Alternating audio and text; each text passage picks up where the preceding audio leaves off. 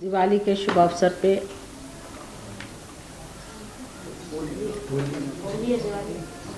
अब हाँ होली, सॉरी मैंने यही सोचा कुछ गड़बड़ कह दी, लेकिन कल दिवाली की बात गई थी ना, वही ख्याल बना कि होली के शुभ अवसर पर आज दिवाली मनाई जाएगी।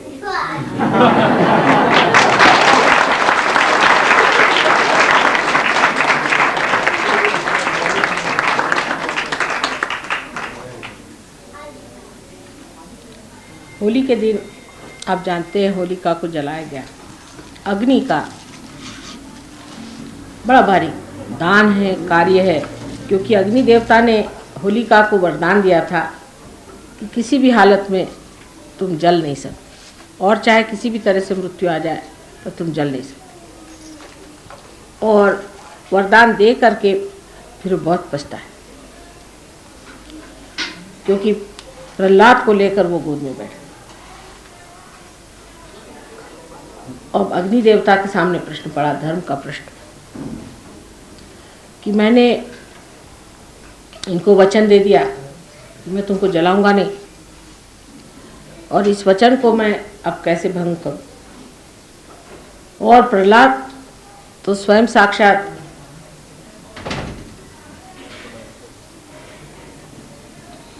अबोधिता है, स्वयं साक्षात गणेश का प्रादुर्भाव, और इनको किस तरह से जला जाए, इनको तो कोई नहीं जला सकता, और मेरे भी शक्ति से परे, ये तो मेरे शक्ति से परे। तो उन्होंने विचार ये किया कि अहंकार कैसा, कि इतनी बड़ी शक्ति के सामने मैं अपनी शक्ति की कौन सी बात कर सकता, मेरी ऐसी कोई सी भी शक्ति नहीं है जो इनके आगे चल सके, इनकी शक्ति इतनी महान है, तो इनको तो मैं जला सकता ही नहीं, चाहे कुछ भी कर लूं। लेकिन इस वक्त दूसरा बड़ा भारी मेरे सामने धर्म कार्य, तो कर्तव्य और धर्म, इसमें जो कश्मकश हुई, उस वक्त ये सोचना चाहिए कि धर्म कर्तव्य से ऊंचा है। धर्म कर्तव्य एक सर्वसाधारण कर्तव्य से ऊंची चीज, और उससे भी ऊंची चीज आत्मा का कर्तव्य, यानी जो छोटा परिखी में बंधा हुआ सीमित जो कुछ भी हमारा वलय है, गोल है, उससे जो ऊंचा गोल है, उससे जो ऊंचा वलय है, उसको उतरना अगर है तो इस छोटे को छोड़ना पड़े। और यही कृष्ण ने शिक्षा दी।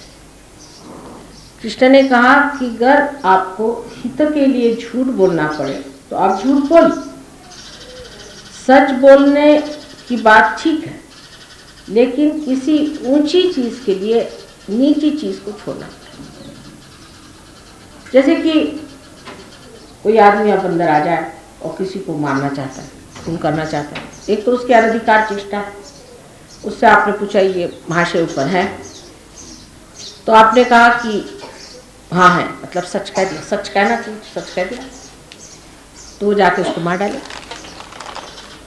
लेकिन उनकी जान बचाना ये बहुत ऊंची चीज, वो बहुत महत्वपूर्ण बड़ी चीज, उस बड़ी बात के लिए, बड़े ध्येय के लिए ये छोटे जो चीजें हैं इनको छोड़ना पड़े। यही कृष्ण ने अपने जीवन में आकर बताया। कृष्ण के जीवन को बहुत कम लोग समझ पाए, क्योंकि उस जमाने में धर्म की ये दशा हो गई थी कि लोग धर्म को बहुत ही ज्यादा गंभीरतापूर्वक, बहुत उसको सीरियस बना के सब ढुढाचार्य बने कि धर्म बहुत सीरियस चीज, इसमें आदमी को जो है बिल्कुल सीरियसली सब करना, क्योंकि कर्मकांड बढ़ गए। अब कर्मकांड करने में बड़ी आफत रहती कि अगर आपने इधर से उधर दीप जला दिया तो भगवान जी नाराज, इधर से उधर आपने अगर उदबत्ती जला दी तो भगवान जी नाराज, अगर लेफ्ट हैंड से आपने कुछ कर दिया तो गया। इन सब बातों की वजह से लोगों में कंडीशनिंग हो गई, और उस कंडीशनिंग की वजह से लोग बड़े गंभीरतापूर्वक धर्म करने लगे। इतने गंभीर हो गए कि उसका आह्लाद, उसका उल्लास सब खत्म। तो राधा जी की जो मेन शक्ति थी वो थी आह्लाददायी, सबको आह्लाद देना, ये उनकी मेन शक्ति। और इसीलिए उन्होंने फिर होली का त्यौहार बनाया। कृष्ण ने आकर के जितनी भी पूजाएं थी सबको बंद करके और कहा कि अब पूजा वूजा मत करो, तुम उस आत्मा की ओर बढ़ो जिसको तुम्हें पाने का, और छोटी छोटी चीजों में मत खोना, शुद्र चीजों में नहीं खोना है, लेकिन ऊंची चीज के ओर अपनी दृष्टि लगाए। अब जो आदमी, मैं तो बड़ा झूठ कभी बोलता नहीं साहब, कभी कभी ऐसा आदमी ओवर स्पष्ट वक्ता भी हो जाता है और अहंकार में दूसरों को दुखाता भी, या नहीं तो उसी में उसका जीवन सत्यानाश हो जाता है। सच भी क्यों बोलना, धर्म भी क्यों करना, कर्तव्य क्यों करना, क्योंकि आपको आत्मा होना है। और किसी भी चीज से आप इस तरह से बंधन में फंस जाएं और उससे आपको सीरियसनेस आ जाए, आप बुढ़ा जाए, इसको बुढ़ाना कहते हैं, उससे कोई फायदा नहीं। सो धर्म जो है वो आदमी को बिल्कुल पूरी तरह से एकदम जमा देता था, जैसे आइसक्रीम नहीं जम जाती ऐसे जम जाता। और शक्ति का संचार कैसे हो, उसका आनंद कैसे लोग उठाए, तो उन्होंने रंग वगैरह खेलना शुरू किया। रंग खेलो, रंग भी सारे जो रंग हैं आप देखिए कि रंग भी देवी के रंग है, सारे सातों चक्रों के रंग से रंग खेला जाता है। सारे चक्र के रंग ही अपने ऊपर उखा लो और खेलो, उल्लास, आह्लाद, आनंद में। गंभीरता पूर्वक बैठने की कौन सी जरूरत है, अगर आप परमात्मा को पाए तो खुश हुए। वल्लभाचार्य के पास एक बार सूरदास जी गए और उनसे अपना रोना, बेचारे वो पार नहीं थे तो रोते ही रह थे तो रोना शुरू करा। तो वल्लभाचार्य तो साक्षात श्री कृष्ण ही अंशा बताते, तो उनसे रहा नहीं गया। तो उन्होंने कहा काहे घिघियावत हो, समझ में नहीं आया कि हर समय घिघियाते क्यों। इसके लिए घिघियाने के लिए और कहीं शब्द नहीं मिलेगा आपको कि हर समय ये रोने की क्या जरूरत है। परमात्मा के प्रेम में आदमी आनंद विभोर हो जाता है।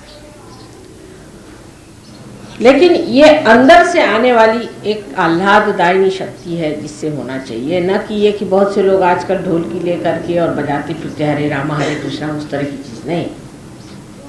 ये उसकी कॉपी है, जो मैंने कल कहा कि रियलिटी और कॉन्सेप्ट में बहुत अंतर है। जो असलियत है उसमें आदमी विभोर होकर के खुश होता है, उसमें कोई अश्लीलता नहीं, कोई गंदगी नहीं है, उसमें कोई जानबूझ करके नाटककारी नहीं है। अंदर ही से आदमी खुश होकर के आह्लाद और उल्लास को महसूस करता है, और वही चीज जो है बाद में अनेक आघातों से भी दुखदायी हो गई। सब धर्मों में इसी प्रकार होते रहा। जैसे कि मुसलमानों में आपने देखा है कि वो लोग मारते हैं अपने, खाए हुसैन हम न हुए, सुना होगा। मैंने रोने वाला धर्म, ये धर्म नहीं हो सकता। जब धर्म में रोना है तो ऐसे धर्म में कहाँ कुछ आने का, ऐसे तो रोना ही होता है। सो दुख पाने वाला और दुख देने वाला धर्म हो नहीं सकता। लेकिन ये सब धर्मों में ऐसी बातें आ गई, हिंदू धर्म में भी आ गई। मैंने ये कि जो आदमी बिल्कुल मरगिल्ला हो वही बड़ा भारी साधु संत मानने लगे। बिल्कुल मरगिल्ला होना चाहिए, उसकी हालत ये होनी चाहिए कि उसको एक उद्विग्नता होनी चाहिए, और वो ऐसी दशा में होना चाहिए कि आधा पागल आधा अच्छा। कभी भी उठा डांस करना शुरू कर दिया, या कभी रोने को बैठ गया, दुबला पतला हड्डियाँ, उसकी पिचका हुआ मुँह, 50 उसमें झुर्रियाँ पड़ी हुई, आंखें बिल्कुल बल्ब के जैसे बाहर, तेज, तंदुरुस्ती चौपट, और हर तरह की उस पर दुर्दशा। ऐसा आदमी कभी भी धार्मिक नहीं होता। प्रसन्न चित्त होना चाहिए, खिली हुई तबीयत, खुला हुआ हृदय और प्रकाश जैसे उसके अंदर से बहता। तो होलिका का दहन बाद, जैसे मैंने कल कहा, आज से यही तय कर ले कि अब होली जो है ये दिवाली हो जानी चाहिए। इसका आनंद जो है विभोर होना चाहिए। होली का आनंद सीमित होता है, जबकि हम एक ही होलिका जलाते हैं, लेकिन फिर वो कलेक्टिव कॉन्शियसनेस में बहता है। जैसे हर आदमी, चाहे वो चमार हो, भंगी हो, घर में कोई भी हो, तो जैसे हमारे खानदान में लखनऊ में जहाँ के रहने वाले हैं, जमींदार लोग हैं ये लोग, तो मजा लें कि जमादार बेचारे अंदर भी आ जाएं घर के अंदर। वैसे तो इन लोग के ऐसे कि तुम दहलीज पे क्यों आए, ये हद होती थी पहले। लेकिन होली के रोज चाहे फिर कोई भी हो, मालिक हो चाहे नौकर हो चाहे कोई, सब आपस में होली खेलते थे। यहाँ तक कि मालिक के कपड़े भी फाड़े तो भी कोई कुछ नहीं कह सकता होली के रोज। और इस तरह से एक समाजवाद और एक सामाजिक खुशी का त्यौहार अपने देश में शुरू। पर जैसे कि होली में भी आदमी फिर एक नीचे स्तर पे उतरने लग जाता है, अश्लीलता पे आ जाता है। ऐसे हर एक जगह होता ही है, हर चीज़ सड़ने से लग जाती है। सड़न इसलिए आती कि उसमें जीवंतता नहीं है। अगर चीज़ में जीवंतता हो तो चीज़ में सड़े। और इस तरह से जब होने लग जाता है तो वही चीज़ बहुत ही गंदी और बुरी दिखाने लगती है। जब होली का त्यौहार महाराष्ट्र में मनाया जाने लगा तो तिलक वगैरह लोगों ने इसका बड़ा विरोध किया, क्योंकि लोग की गाली गलौज, गंदी बातें, क्योंकि यूपी के लोगों को वहाँ भैया लोग कहते हैं और महाराष्ट्र में मराठी में गालियाँ है ही नहीं, करीबन नहीं। और ये सब जो गालियाँ होती हैं गंदी गंदी, तो ये सब मराठी लोग भी हिंदी की गाली देते हैं, क्योंकि जब उनके आने तो उन्होंने यही इम्पोर्ट किया हुआ। और अधिकतर गालियाँ हिंदी की बोलते हैं और मराठी की गालियाँ तो कुछ होती नहीं है। और या तो फारसी लोग भी बहुत गालियाँ देते हैं, और हमारे पंजाब की भी गालियाँ कुछ कुछ होती हैं, वो भी काफ़ी बम्बई में चलती हैं। सो ये गाली गलौच आदि चीज़ें जो हैं, ये है कि अंदर की जो भड़ास है उसको निकाल दीजिए वगैरह वगैरह कहते हैं, इसको निकाल देने से अच्छा होता है। पर ये बड़ी रॉन्ग थी, ये कभी निकलती नहीं, ये ज़बान पे चढ़ जाती। हमने देखा है कि हमारे हस्बैंड तो जमींदार फैमिली के हैं, सिवाय हमारे हस्बैंड छोड़ के वहाँ हर आदमी गाली के सिवा बात ही नहीं करता। मतलब बड़ों में भी उनको गाली देने में कुछ लगता नहीं, पट से गाली देते। एक हमारे पति ऐसे हैं वाकई में, बट सुचारू रूप के आदमी, कभी भी उनके मुँह से मैंने गाली नहीं सुनी किसी के। आज तक कभी उन्होंने किसी को गाली देते मैंने सुना नहीं, विशेष बात। लेकिन उनके घर में अगर किसी से बात करते वक्त एक दो गाली नहीं दी तो वो सोचते उन्होंने प्रेम ही नहीं जताया।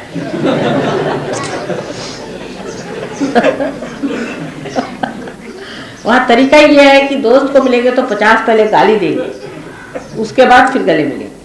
तो वो यही चीज़ से फिर वो चढ़ जाती है गाली। उसका नुकसान भी बहुत हो जाता है। ऐसी चीज़ें अगर चढ़ जाए जीभ पे तो जिह्वा में शक्ति नष्ट हो जाती। जिह्वा का आदर नहीं होने से आप जो बोलते हैं वही झूठ होएगा। जो आदमी मुंह से गाली नहीं देता है उसके जिह्वा पे शक्ति होती है। आपने बहुत बार देखा होगा कि भाषण करते करते कुछ कहना भी होता है तो मैं ठिठक जाती हूँ कि कहीं ऐसा न हो कि जो बातें जैसे ईसा मसीह ने कही थी कि सुअर के आगे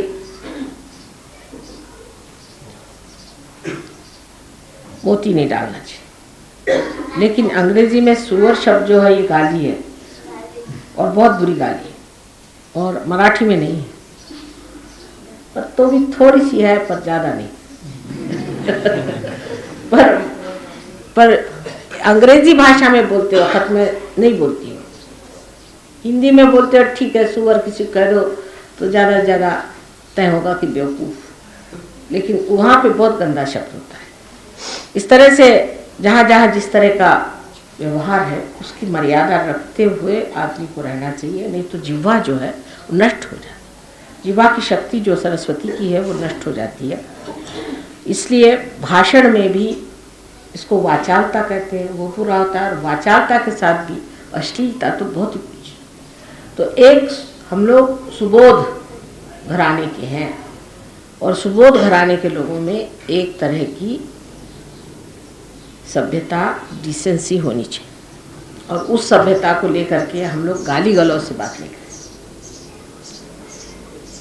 और इसलिए कहते हैं कि होली में कुछ न कुछ गाली देनी ही चाहिए। अगर नहीं दी तो आपने होली मनाई नहीं। और इस तरह से घर में लोग भंग भी पीते हैं। अब बहुतों ने कहा एक दिन भंग पीने में क्या हर्ज है, माँ कोई हर्ज तो है नहीं, ऐसी कोई हर्ज नहीं है। एक दिन भंग पी ले तो कोई भंगेड़ू नहीं हो जाते, पर अगर आप हमें भंग पीने को कहिए तो हम तो नहीं पिएंगे नहीं, क्योंकि वजह यह है कि हम तो पहले ही पिए हुए हैं, हमें कोई ज़रूरत नहीं पीने।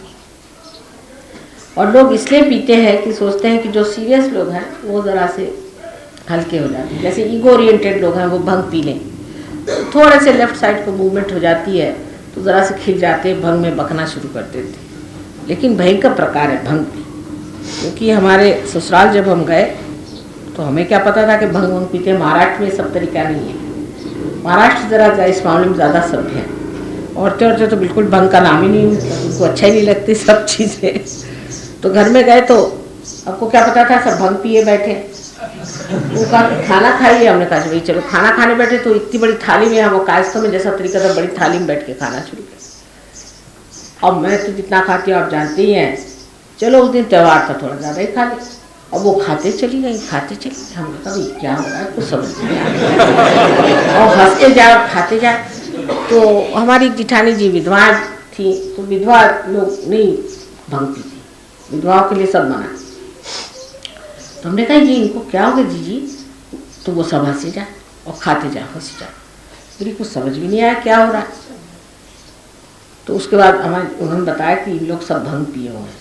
तो मैं वैसे ही उठी थाली पर से, नमस्कार करके और हाथ धोया और अपनी अटैची उठ के मैं ट्रेन में बैठे। किसी के पैर भी नहीं छुए, हमारे यहाँ पैर छूने का कुछ नहीं, किसी का नहीं चल रही। सबने कहा कहाँ गई। जब लखनऊ में उन्होंने खबर भेजी कि भाई कहाँ चली गई दुल्हन, तो हमने कहा सब भंग पिए हुए थे, इन लोगों से क्या बात हम करते। तो अब चले हमने कहा सबको भंग ही पीने दीजिए। तो बात यह है कि भंग वंग पीने की सहयोगियों कोई ज़रूरत है, जब चाहे तब मन में ही भंग पी ली। भंग का जो उपयोग है लेफ्ट साइड में जाने का, वो हम लोग ऐसे ही कर सकते। मतलब ये कि कोई अगर आदमी बड़ा ईगो ओरिएंटेड है, बहुत ड्राई है, शुष्क है, गंभीर है, तो उसके लिए सहयोग में पूर्ण व्यवस्था है कि वो अपने आज्ञा चक्र को ठीक कर ले। आज्ञा चक्र को अगर वो इसी से तरह से खुलवा ले, अपने ही आज्ञा चक्र को ठीक कर ले, तो वो लेफ्ट साइड में काफ़ी आ सकता। निद्रा के समय अगर आज्ञा चक्र को घुमा करके सो जाए तो अच्छे से निद्रा आ सकती। और अगर उसको फिर भंग की दशा से निकलना है तो फिर आज्ञा चक्र को कस ले तो फिर राइट साइड में आ सकता। तो जब अपने ही हाथ में सारी चीज़ पड़ी हुई है, जब हमारी सारी ही शक्ति हमारे अंदर समाई हुई है, और जब उसका पूरा ही ज्ञान हमको मालूम है कि कौन सा स्विच किस वक्त घुमाने का है, तो इन बाहर की चीज़ों का अवलंबन करने की ज़रूरत नहीं। तो उस वक़्त में भंग हो सकता है, जस्टिफाइड थी शायद कृष्ण के ज़माने में, लेकिन कृष्ण भी पीते नहीं थे, खाते हैं शायद, पता नहीं क्या करते जो। सो उन्होंने ये किया, लेकिन बाकी लोगों को ज़रूरत पड़ी, क्योंकि जो सीरियस लोग थे उनको ज़रूरत थी कि भंग पिए, जिससे क्योंकि मिस आइडेंटिफिकेशंस हैं, हम राजा साहब हैं, हम महारानी साहब हैं, हम घर के मालिक हैं, हम फलाने हैं, हम कैसे मेहतर से मिले। मैं मेहतर तो घर के झाड़ू लगा दे। तो उसके लिए ये कि पहले तुम भंग पियो तो मेहतर और तुम एक हो जाओ। भूल ही जाओ कि तुम मेहतर हो और वो राजा। इसलिए भंग पिला देते थे कि तुम्हें होश ही न रहे कि तुम कौन हो, क्योंकि इससे आइडेंटिफिकेशन बने हुए हैं कि हम फलाने हैं, हम डिगाने। भंग पी लिए तो सब एक हो। अब इसी का उल्टा हिस्सा ऐसा है कि जब कबीरदास जी ने कहा कि सुरती जब चढ़ती है तब सब एक जात हो जाते हैं। तो उन्होंने सोचा कि जब तंबाकू आदमी खाता है तो वो भी एक जात हो जाती है, तो उन्होंने तंबाकू का नाम सुरती रख दिया। जब हिसाब नहीं लगा पाए तो उनका तंबाकू ही सुरती होगी, क्योंकि तंबाकू जब खाते हैं, जब जिसको तंबाकू तलफ होती है तो वो चाहे राजा हो, उस वक़्त में अगर कोई गरीब भी बैठा हो तो भी उससे कहा भाई तंबाकू हो तो दो थोड़ी मुझे, वो मांग लेता है। इसलिए उनका ये तंबाकू चीज़ सुरती हो सकती क्योंकि इसमें राजा रंक नहीं रह जाता। ये इंसान की खासियत है कि किसको कहाँ जाके मिलाएगा वो वही जाने। लेकिन होली का जो विशेषता है पर्व, इसमें ये याद रखना चाहिए कि दिवाली अगर इसे बनानी है तो इसमें डिसेंसी के साथ होना, इंडिसेंट काम नहीं, अश्लीलता बिल्कुल नहीं आनी चाहिए। अगर अश्लीलता आ गई तो फिर वो होली नहीं हुई श्री कृष्ण की, नहीं, वो तो होली हुई ऐसे लोगों की कि जो पार हो जाते हैं होली खेलते वक्त कोई सी भी अश्लीलता ना, यानी ऐसे जैसे सहयोग में हम स्त्री पुरुष होली नहीं खेलते, पुरुष पुरुषों के साथ, औरतें औरतों के साथ। सहयोग में भाभी देवर में हो सकता है, उसका भी एक नियम है। आप जानते हैं कि जो औरतें बड़ी हैं वो अपने से छोटों के साथ खेल सकती हैं, और जो बड़े हैं, अगर बड़े पुरुष हों तो उनके साथ स्त्री अगर छोटी हो तो वो होली नहीं खेल सकती, ना किसी भी तरह का व्यवहार, पर्दा होता है उसमें। उससे उलट अगर स्त्री बड़ी हो तो उसके साथ में पुरुष का व्यवहार जो है खुला होता है, ये अपने और मानी होता है।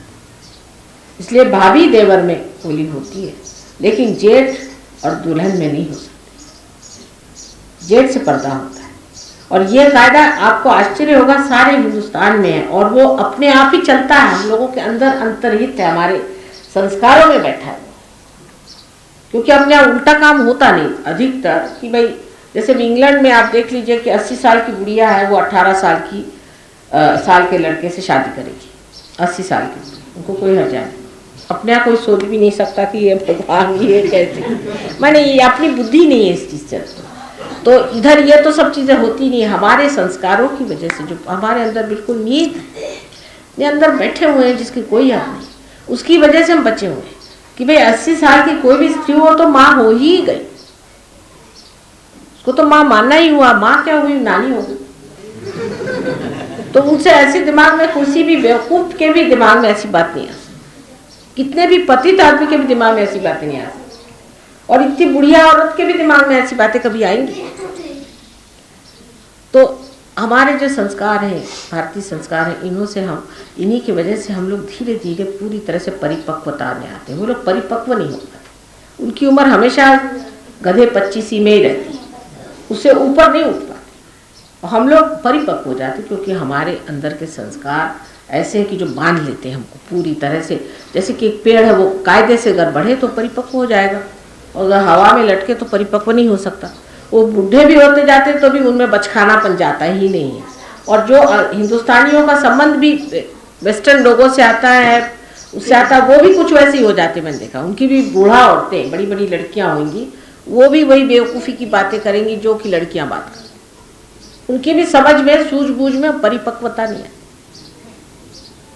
और इस परिपक्वता को पाने के लिए मनुष्य को चाहिए कि वो जो कायदे कानून बने हुए हैं उसको चलाए, और उसमें बहुत ही आनंद की बात है, कोई गड़बड़ नहीं हो सकती, कुछ अपने समाज में दोष नहीं आ सकता।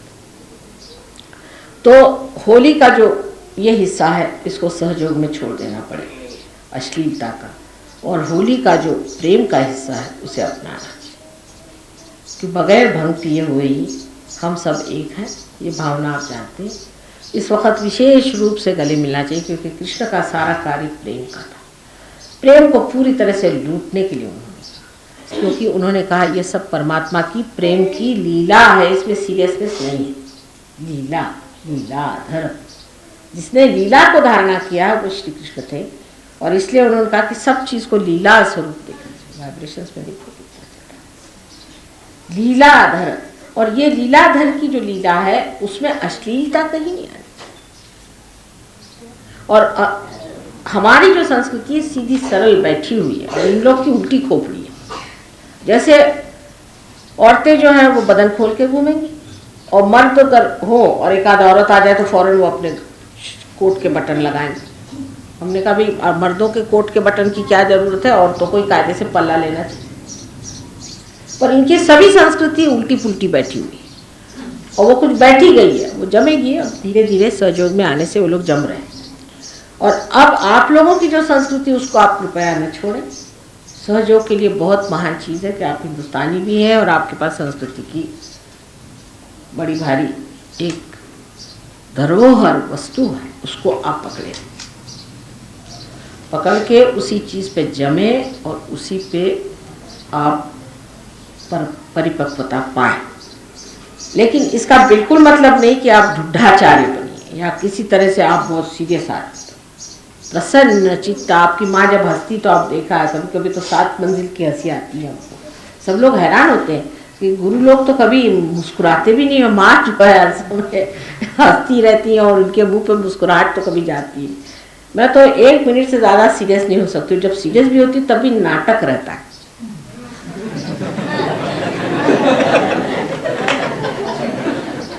और बहुत से लोग इस बात को जान गए, इसलिए वो भी नहीं सीरियसली लेते, ये गलत बात है।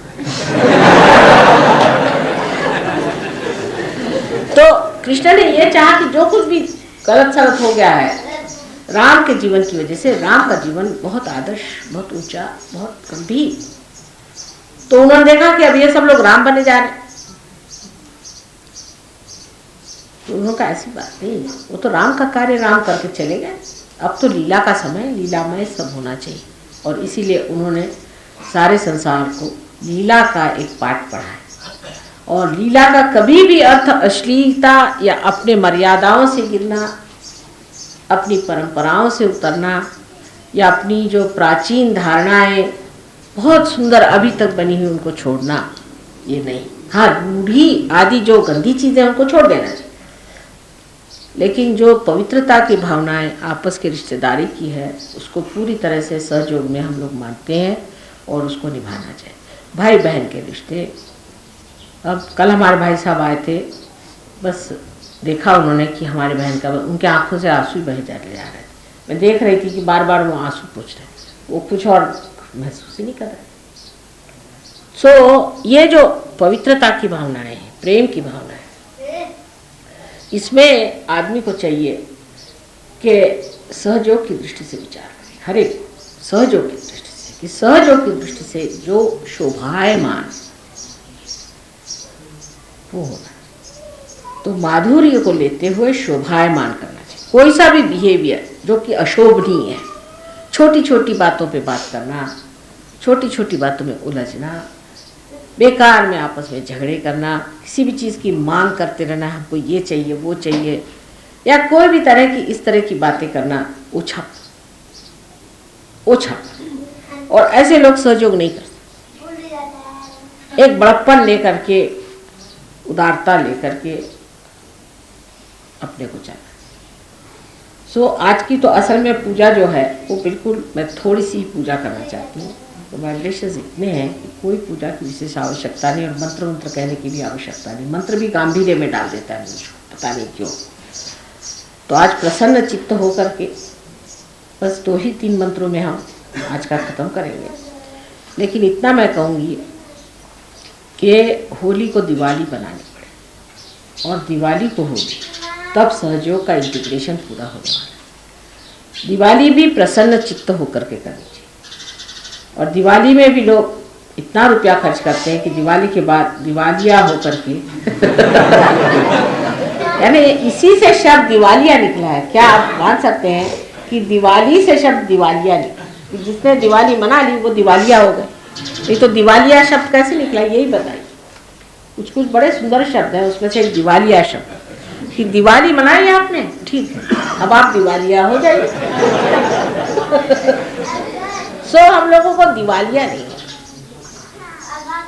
कोई ऐसी चीज़ नहीं करनी चाहिए जो कि मर्यादा से बाहर है। दिवालिया नहीं होना, जितना अपने बूते का है उतना करिए, उससे आगे आप परमात्मा पर छोड़िए। दिवालियापन करने की ज़रूरत है। और होली में दीवानगी करने की ज़रूरत है। कोई सा भी कार्य ऐसा नहीं करना चाहिए जो इंडिसेंट हो, जिसमें डिकोरम नहीं हो, जिसमें कोई भी सभ्यता में न्यूनता, सभ्य तरीके से काम करो। छोटी छोटी चीज में आपके अंदाज आ जाएगा किसकी मर्यादा। जैसे अब कल आर्टिस्ट लोग बजा रहे थे, उस वक्त किसी को उठना नहीं चाहिए, किसी भी आर्ट का मान करना है। आपको बहुत बार देखा होगा कि जब कोई आर्टिस्ट बजा तो मैं खुद जमीन पर बैठी, क्योंकि आप भी सीखे। मान पान किसका करना चाहिए, ये सहयोगियों को बहुत आना चाहिए, क्योंकि प्रोटोकॉल। आर्टिस्ट लोग भी देखिए पैर पर हमेशा, ये ट्रेडिशन है, पैर पे हमेशा शॉल रख करके बजाएंगे अगर असली आर्टिस्ट हो, क्योंकि हो सकता है श्रोतागण में कोई बैठे हो देव देवता और मेरे पैर न दिखाई दे। अपने देश की इतनी बारीक बारीक चीजें हैं कि मैं आपसे क्या कहूं, ना सुंदर अपने देश में सब बना हुआ, ना सुंदर परमात्मा का कहना चाहिए कि अंग वस्त्र है, कि उसकी गहनता और उसकी बनावट में इतनी काव्य में सारी चीजें, बहुत ही सुंदर काव्य में चीजें, लेकिन हम लोग उसे नहीं समझ पाते और अपने जीवन में नहीं ला पाते हैं, तो वो सब फिर गंदगी हो जाती है। मान पान की बात। अब कल जेठ बैठे हुए थे हमारे इस रिश्ते में, तो हमें आप देखिए पूरी समय पूरे लेक्चर में वो एक मर्यादा बनी रही कि हमारे जेठ बड़े भाई बैठे हुए हैं, उनके आगे कहाँ तक हम बोल सकते। अब तो हम आदिशक्ति, हमारे लिए कौन जेठ और हमारे लिए कौन बड़े भाई, लेकिन जब इस रिश्ते में बैठे हुए उसका मान पान पूरी तरह से रखना। हर रिश्ते का मान पान रखना। आप कुछ भी हो जाओ, सहयोगी भी हो गए तो भी आप मान पान को लेके जाए, ये नहीं कि उसको आप तोड़ दें। और इस तरह से जब आप करेंगे धीरे धीरे आपकी समझ में आ जाएगा कि इसमें बड़ा ही माधुर्य है और बहुत ही मीठी चीज़ें हैं। तो आज के होली के दिन सिर्फ होलिका दहन का एक मंत्र आप अगर कहें कि होलिका मर्दिनी, ये मंत्र से आप लोग, ये लोग मेरा पैर धोए। और बच्चों को गणेश की तो स्तुति होनी ही चाहिए, इसलिए गणेश की स्तुति करते हुए बच्चे पैर धो ले और फिर 3 मंत्रों से मेरे पैर धो ले, और कोई खास चीज़ करने की ज़रूरत नहीं। और भी धोने होने को और भी लाए क्या सामान? तो ठीक है, तो दूसरे इसे मंत्रों से आप वो धो लीजिए, होलिका के से, तो और कोई ज़्यादा करने की ज़रूरत नहीं, क्योंकि फिर वो सीरियसनेस आ जाती है। क्योंकि कृष्ण ने सब होली सब पूजाएं बंद करा करके और सिर्फ होली का रुका, बस छोड़ो पूजा बंद कर, कंप्लीट पूजा पूरी बंद कर। और उसी तरह से आज हम लोगों को कृष्ण को याद करते हुए सब पूजाएं बंद कर देनी चाहिए, और सिर्फ यही करना चाहिए कि आज उल्लास और आह्लाद का दिन है, सब अपने होली मिलो, क्योंकि आज होली आई है और होली का ही आनंद उठाना है। और इसकी दिवाली बनाने का मतलब जो मैंने आपसे बताया कि इसकी जो सुचारू रूप से सभ्यता को लेते हुए अत्यंत कलात्मक ऐसी सुंदर रचना नई तरह की होली की हमें करने की है, और इसीलिए होली को दिवाली बनाना है और दिवाली को होली बनाना है। आप सबको मेरा अनंत आशीर्वाद।